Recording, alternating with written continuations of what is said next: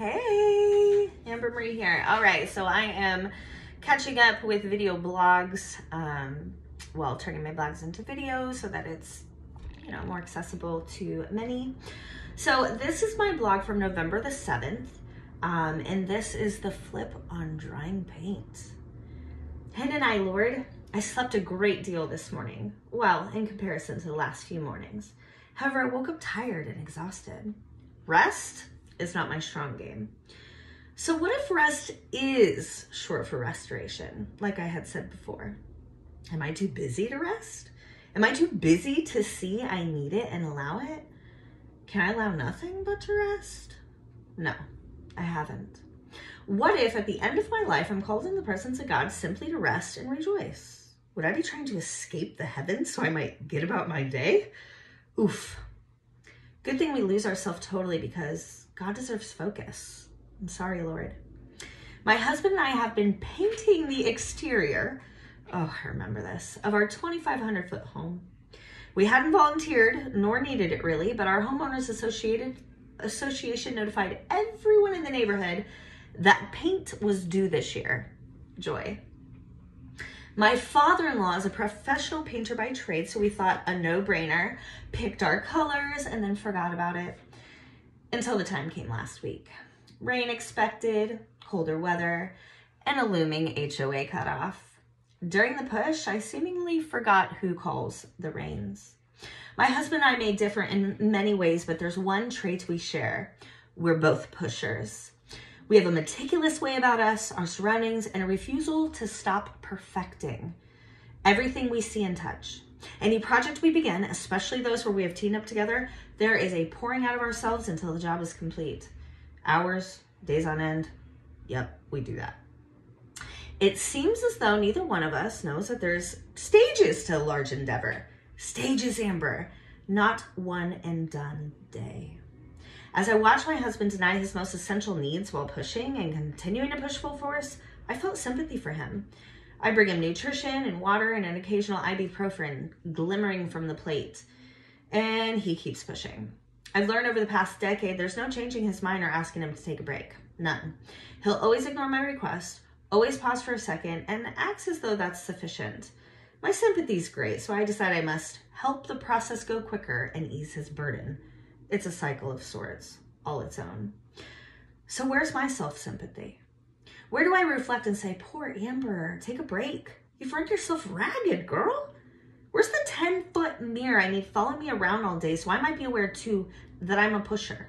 I push. One striking difference in our transgressions is I don't have a mom following me around tending to my needs and trying to prevent burnout on my own behalf. However, the helper that is with me is trying diligently to speak. How can I hear yet fail to listen? I'm human. Jesus, thank you for slowing me down.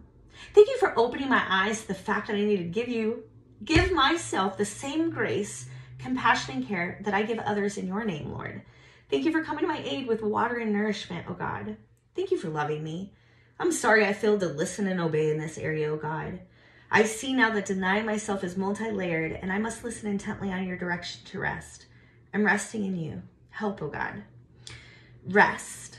I did not see it until yesterday. My need for Christ in every single aspect, including rest. I'm focused on the Lord and what he has for me in these days. After church, I returned home and I had been feeling much stronger and no longer needing my sticks. Then my pusher greeted me. I too sucked into the task at hand. Paint, rain forecasted at midnight, lots to be completed and dried before then. Paint.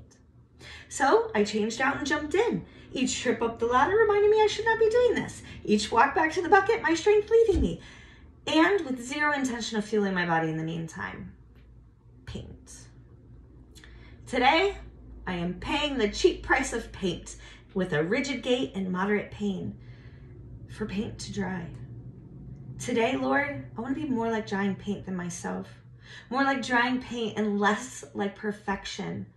I want to be in the moments, hours, and days in between, oh God. Lord, help me to recognize my deepest need for you and the rest that you are trying to provide for me, oh Lord. Help me to accept it, fall into it and to rest and wait like drying paint, oh God. Let me sit as the rains of life pass, waiting. Make me new, oh Lord. Thank you that you are not a God of perfection. You don't care about the little details in this area, and you don't expect more than what we can give. Thank you. I love you, oh God. Thank you for the rain to lull this weary body back to rest in you.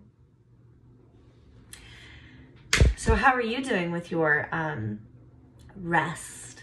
You know, are you hurrying? Are you scurrying? Are you worried about the weather? Are you trying to push and meet timelines that are human nature? Or are you allowing God to work the clock for you?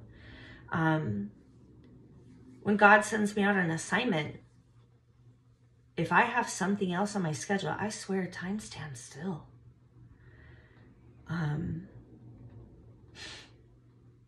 May you never lose your wonder. I hope that this encourages you to acknowledge the Lord. If you are struggling, if you are feeling fatigued, if you are feeling worn out and like you could do no more, seek the Lord. Pray for peace and allow yourself to rest. In the rest, healing and restoration happens. Be blessed.